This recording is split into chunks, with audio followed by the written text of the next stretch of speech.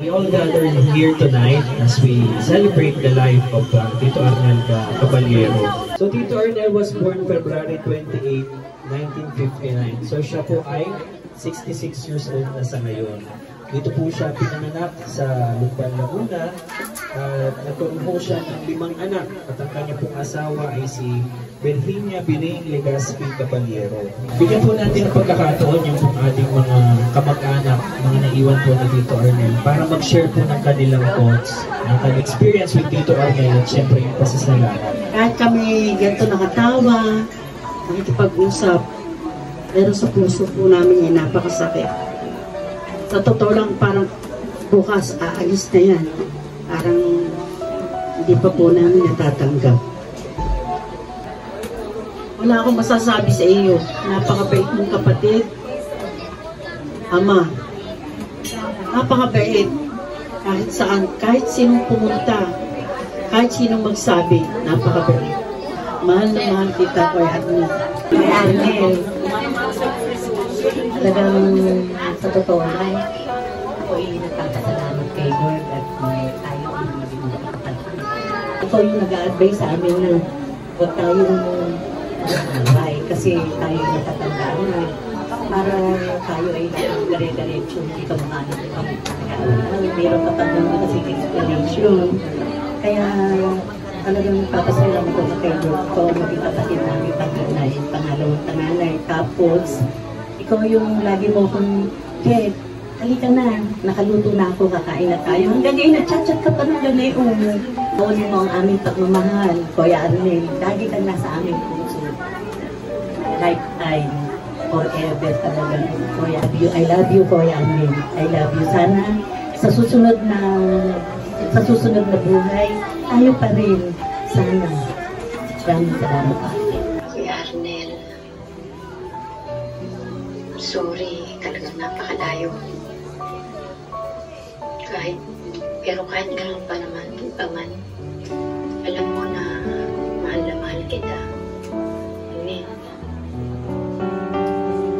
Nasa piling ka na ni Lord, wala ka ng sakit na nararamdaman. Kahit napakahirap tanggapin, huwag ka mag-alala. Maging payapa ka dahil mahal na mahal namin ang ating biringat ng mga anak mo. Hindi namin sila pababayaan. Kuya Arnel, miss na kita. Alam ko, favorite mo ako, lagi mo ako pinupuntahan. Maraming salamat, Kuya Arnel. Gusto ko ibigyan ng mensahe kung sa mga anak. Pagkasunang-una, kita nila ang kalagayan ng kanilang nanay. Yung intindihin pa. Sana sa mga anak, Chili, kay Bokbok, kay Mart, at saka kay Tia, kay Kayla. Alam niyo na kung ano ang gagawin kami sa mga susunod na araw. Malaki-laki at matagal-tagal pa ang guluhin ng nanay. Kaya sa inyo ako nagbibigay ng mensahe sapagkat kayo makakasama nila. Siguro naman hindi naman ningin sa inyo lahat. Napakatayong na kapatid niya. Mayroong isang bagay dyan na hindi ko nalimutan. Ito talaga ang Kuya Arnel. Alam nga lang nila yan. Kahit kailan di ako nalilimutan yung pagkalagang panahon. Kasi hindi pa na ako nakakapahit ng isang nakakita. Wala na yung kinasal. Kaya sakit lang siya yung bali sa amin. Walang magagawa kundi tanggapin na lang. Maraming salamat kasi nakita lang yung nandito yung mga kakasama tapos nung ihapayuhan mo ako, ang gagawin ko. Tapos napakabait mo, napakasipag mo, lahat ng mga tao gusto ka kasi lahat natutulungan mo kahit walang isang salita sa'yo. Basta, maraming salamat Tito Arnel kasi napakabait mo sa amin lahat. Yung lahat to nagsalita rito, nasabi na kung ano, kaano kabait ko yung bayaw ko. Wala ko kayong madidilig na. Kaya Nel, wala ka nang maramdaman, pero masakit. Maaga pa, kasing tandaan lang tayo. Kaya sa lahat po na nandito, moving na lang po tayo. Ganun po talaga ang buhay. Arnel, wala na akong masabi sa ugali mo. Ikaw ang pangalawang kapatid ng aking ama na nawala na, pero parang ikaw yung panganay sa lahat. Ikaw lahat yung nag-aano sa iyong mga kapatid, hindi mo dapat gawin, ganito, ganyan. Sa iyo sila nakikinig. Hindi naman kami. Umahanga kami sa iyong kabaitan. Napakabait. Ito ang nilman na mahal ka namin. Ako po'y nagpapasalamat sa magaling na nagtanggap po nila sa akin. Napakabait po nila lahat. Nandito po kami, talagang ibinibigay ko lahat sa amin. Sarap ng buhay. Pagdating po namin dito, may kakainin na kami. Natutulog pa lang kami, gigisingin kami, may almusal na kami, nag-aalmusal pa lang kami, may kakainin na kami na tanghalian. Kahit hindi ko po nakita sa akin mga magulang. Kailangan ibigay ko. Hindi pa po sa magulang ang alam po sa kanilang lahat. Mapabata na sa mga mapamatanda na sa kagbata. Mahal ko po silang lahat. Ganon din po sila sa akin. Mahal po nila po bilang isang kapatid. Napakabuti po niyang tao. Wala po akong masasabi. Hindi ko lang, Arnel, baunin mo ang pagmamahal namin lang. Huwag ka mag-alala. Kung kami madalas dito nilangin, mas madalas kami ngayon para kaya. Kami na po ang mahala sa kanya at sa kanyang pamilya. Dito po sila papabayaan. Alam mo si Kuya Arnel, hindi ko ito makalikutan. Ang tuwing umuwi dito ng aking misis, si Milani, lagi may padala to sa akin na minsan pinangat na tilapia, niritong dala. Paano ngayon? Wala na si Kuya Arnel. Pag pumunta to doon sa Pasig, pinaghahandang ito ng pork steak. Kasi yun yung gusto niya. Kuya Arnel, hindi ka namin makalimutan.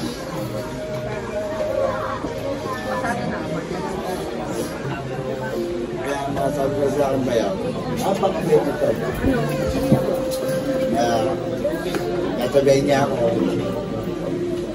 anong sabi ng pamilya mo, sabihin, inukan niya na ako. Ito lang yung bill. Kung ngayon ko ito, ayaw pa ako, nakasana ko na ako. Natawangin mo ko. Tawag mo. Tinatanong kung ito yung work. Ako may pamilya ako sa Elaya. Pero mas gusto pang dati na umigil. Dahil ito pamilya ako sa amin. Parang hindi ako akit. Kaya ito lang, pwede yung pamilya ko, ang pinakong pamilya. Pero dito sa Manila, doon ko na natrap lahat ang pagmamahal ng bilang anak. Kaya ako, Arnel, wag ako sa iyo.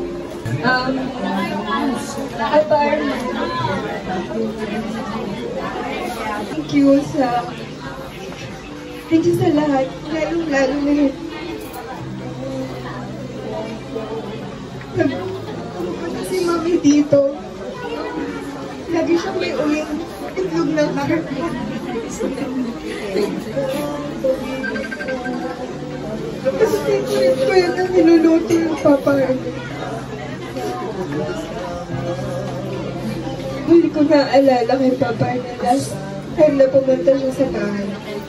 Ganito lang. Nasarapan siya sa luto. Kaya tawag ko sa kanya, Papa Arnel, Mama, kasi bata pa lang ako, lagi na ako nandito. Parang sila din yung pangalawa kong magulang. Kaya, malinis ka namin, and hindi ka namin nakakalimutan. Mag-share ako siyempre bilang anak. Bali ako ay pangalawang anak po ng Papa. Si Papa, ang naalala ko sa kanya, palagi siyang, kumbaga diba sa magulang daw, dapat yung isa, stricto, yung isa, konsentidor. So, ang mama ko yung stricta, nung bata kami, ang papa ko, konsentidor. Provider. So, syempre talaga naman ang ating tatay, o ang talagang nagpo-provide sa atin. Pero, masasabi ko talaga yung pag-provide ng papa para sa amin is talagang sobra-sobra. Dumating kami sa point na walang-wala kami. So, malalapit sa amin, alam naman yun. Siguro yung diskarte ko sa buhay, minana ko sa kanya. Kasi talagang, hindi siya nahihiya kahit anong trabaho itinda. Naggagawa siya ng gulaman sa umaga. Yung mga nakakap, 5 piso, 10 piso, nilalako niya yun. May sakit na siya na, mayroon na siyang heart condition by that time. Pero, never siyang nahiya or gawin yun. Diba, yung iba syempre mahihiya kung bibila ka ng gulaman, siya hindi. From dito sa Wawa hanggang Primera Pulo, naglalako siya ng gulaman na may gatas. Yung iba maaalala pa yun, pero yung iba kasi hindi na siya alam. From there, nakapag-ipon siya, nagtinda siya ng isda sa Talipapa. Sa mga nakakakilala, siya si Ka Arnel na nagtitinda ng isda sa 2 poso sa Talipapa. Palang makikita mo kung paano siya nag-provide para, malalaki na kami noon pero talagang nagpo-provide pa rin siya para sa amin. Kita mo yung kung paano sila tulungan para kahit paano umangat ulit kami sa kung ano yung kinalalagyan namin by that time. Share ko lang din yung isa kong core memory kay Papa nung time na nabuntis ako sa panganay ko. Kasi hindi ako nagsasabi kasi na-expect ko bilang syempre bata pa tayong kumag-ibig, magagalit. Kasi yung iba narinig ko, binubugbog ng magulang, minumura. Nung nalaman ng mama, nasa taas ako sa kwarto ko, sinabi niya sa Papa, pag akyat ng Papa, nakahiga ako, nakatakbong ako ng kumot kasi nga natatakot ako, baka murahin ako ng Papa. Pagharap niya sa akin, sabi niya, anak, anong gusto mong kainin? Gusto mo ibili kita ng prutas? Hindi na ako natakot, naiyak na lang ako kasi talagang yung ina-expect ko na pagalit niya is iba yung nangyari. So, napaka-understanding niya sa amin lahat. Kahit anong pagkakamali namin, alam na mga kapatid ko yan, talagang tinatanggap niya kami. Sinusuportahan, sinusubaybayan hanggang sa mawala siya. Kami pa rin yung inisip niya kasi hindi na siya nagpaalaga. Sa mama lang siya dumadaing kapag may masakit sa kanya, hindi sa amin sinasabi. Nung bago siya ma-admit, tumawag siya sa akin kasi 2 weeks na pala masakit yung tiyan niya. Sabi niya sa akin, anak, pwede ba ako magpa-admit bukas? Kasi natatakot siya sa gastos kung may gagastusin kami. So kami, kahit alam namin na yan lang, magkakaano magiging bill, ganyan. Oo, sige pa, anong masakit sa'yo? Gusto mo punta na tayo ng ER? Hindi, bukas na, gabi na. Ayaw pa niyang magpunta. So, ayun pa. Alam mo naman na nilaban ka namin. Nilaban ka namin hanggang dulo, Papa. Siguro talaga napagod na lang siya. Kasi ayaw niya lagi ng yung pain tolerance niya sobrang baba. Ayaw niya nang nasasaktan siya. So, siguro yung ginhawang naranasan niya is masaya na siya doon. Hanggang doon na lang talaga siguro yung ayaw niya na masaktan pa. Siguro kaya ako din yung kasama niya all the way nung admit, hanggang paglabas, hanggang all the way. Kasi alam niya ako yung, sa lahat ng kapatid ko, nagmana ako sa mama, ako yung pinakamatatag. Kasi favorite niya ako. So Paul, I would like to express my gratitude na inyong presence. I know nandito kayo dahil sa kung sinong Papa. I know how good o how best Papa is. Sa mga pamangkin na pagdating pa lang dito, anong gusto mong kainin? How very supportive ang Papa. I remember when I was in college, first sem ko, 8 subject, 4 ang bagsak. Second semester, adlo. Then the following semester, 2. Then sabi ng Papa, anak, hindi yata sa iyong pag-aaral Ano ba gusto mong negosyohin? Grabe kapit, alam naman dito kung ano namin ng Papa, ng relationship, talaga, grabe. ang mamimiss ko na lang sa Papa talaga is yung pagtawag niya kasi yung boses niya hindi ko malilimutan. Anak, kumain ka na ba? Anak, nakakabala ba ako? Pero Papa, every tatawag ka, syempre. Tuwan ako, especially yun na siguro may God's will, pinauwi mo ko last 2 weeks ago na imbis na sasama magpunta na tayo, magkasama tayo sa pagluwas, nag-deliver tayo ng barong. Then ikaw, pa-Starbucks dati, sabihin mo, dadala kayo yung Starbucks, then ang bango-bango, pagpasok ninyo, 200 ang kape ba, ikamamahal, lalabas. Ngayon, natapos na si Kayla, yung kapatid kong nag-aaral sa college, ba, pirmi naman mag-Starbucks ang idadahi lang pa, idaan mo nga bukbuk sa Starbucks at ibibili ko lang yung kapatid mo, si Kia. Ba, paglabas ng Starbucks, hindi pa nakasakay yung sakyang kinakain na yung tinapay. At last time na sabi niya na kayo yung mag-asawa, puro kayo trabaho. Kayo yung mga walang mga inasikasong mga kung ano-ano, kayo yung mag-chill. Magbakasyon kayo mag-asawa sa Baguio. Ayun pala, yung last time na sinabi ng chill, ang Papa pala, gusto na pala mag-chill din talaga. Kahit sino nandito ngayon sa loob ng bahay o nakakalabas nasa labas, talaga ko proven ko na ipagmamalaki. I am so very proud na ang Papa namin is si Arnel Aragones Caballero. If kung bigyan pa ako sa pagkakataon na pumili ng susunod na tatay, hindi ako mag-autobili. Papa Arnel pa rin ang pipiliin ko. Papa, thank you po for everything. Alam ko na ginawa niyo po yung best niyo para sa amin lahat. Lalo na po para sa akin. Talagang nilabanan niyo lahat ng sakit. Para lang mapagtapos mo sa Papa. Thank you. Sayang lang wala ka sa graduation ko.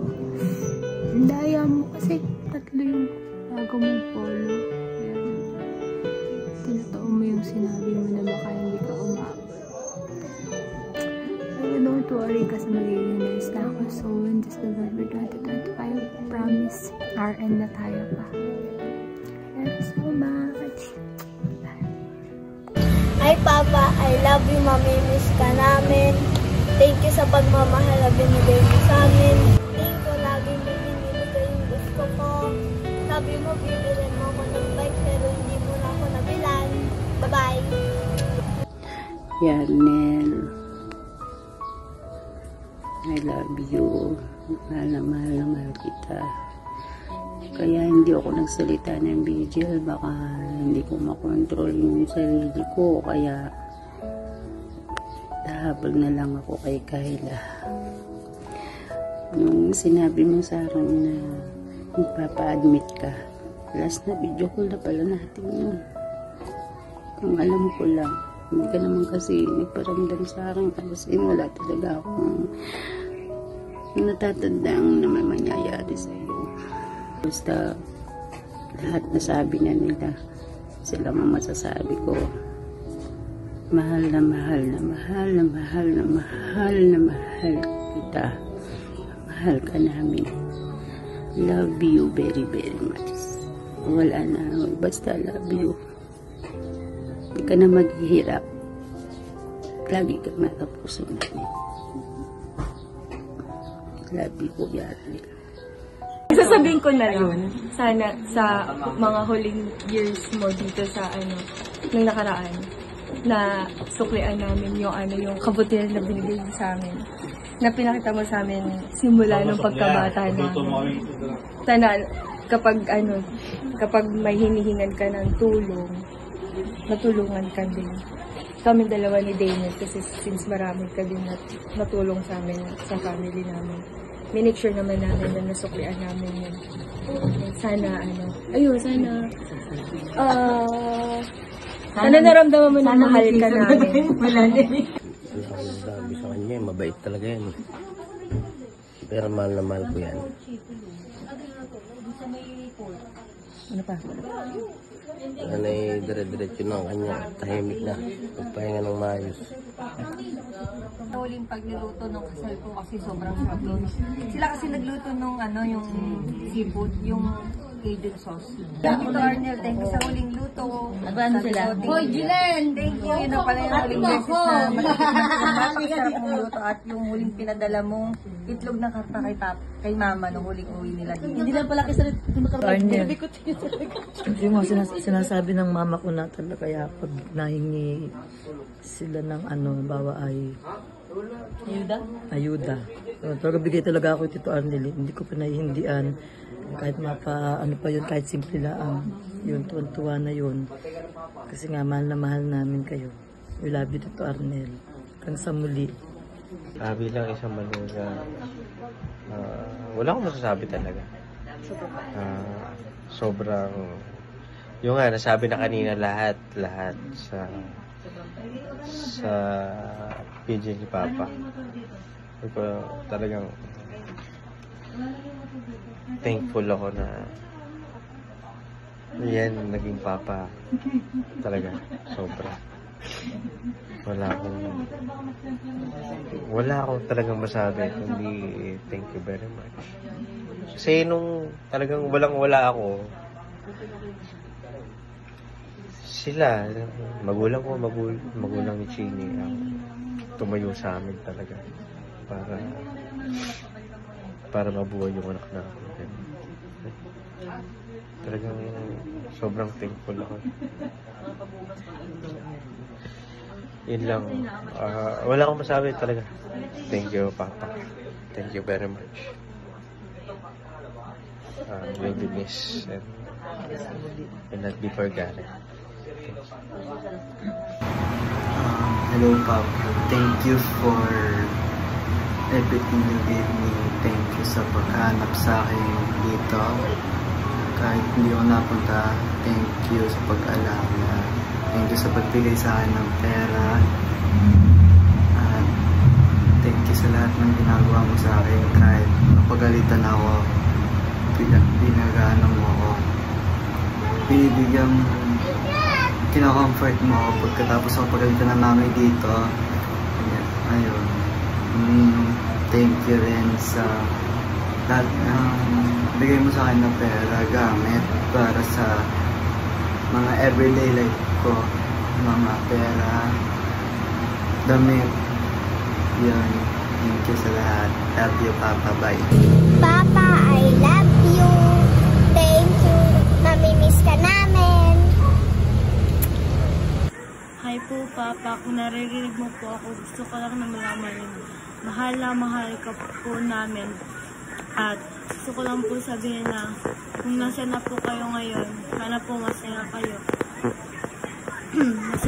masaya din po kami para sa inyo kasi wala na po kayong dinadamay na sakit. Papa, miss na miss ka na po namin. Tutuparin ko po yung hiling mo na makapagtapos po ako ng pag-aaral. I love you so much, Papa. I miss you. Pa, I love you. Salamat sa lahat ng ginawa mo sa akin. At pagbubutin ko pa ang pag-aaral ko. At doon. Okay na. Uli po sa lahat po ng nagpunta, nakiramay, nagbigay ng mga pagpapalakas ng loob, especially sa mama po namin, simula noong unang gabi hanggang ngayon po. Unang gabi pa lang, grabe, sobrang daming tao, hindi namin ina-expect yung napakaraming tao gabi-gabi.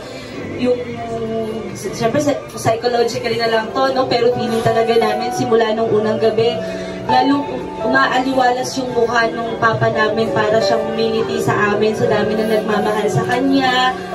Siguro nakakatulong din po yun sa pag-cope namin kasi alam talaga namin na napakadami niyo pong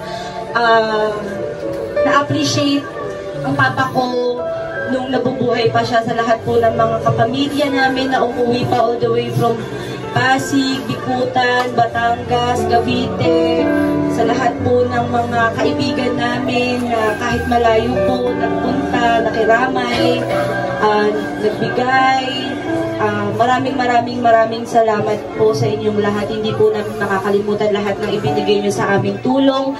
Sa mga oras na kami po ay talagang nagluluksa at nangangailangan ng tulong. On behalf po ng pamilya namin, Caballero family po, maraming salamat po muli. Bukas po, ihahatid po natin si Papa Arnel sa Lumban Memorial Park ng alas 4 po ng hapon. From here po, diretso lang po tayo doon. Sa lahat po ng gustong sumama sa huling paghahatid po, welcome po kayong sumama sa amin po para ihatid siya sa huling hantungan po niya.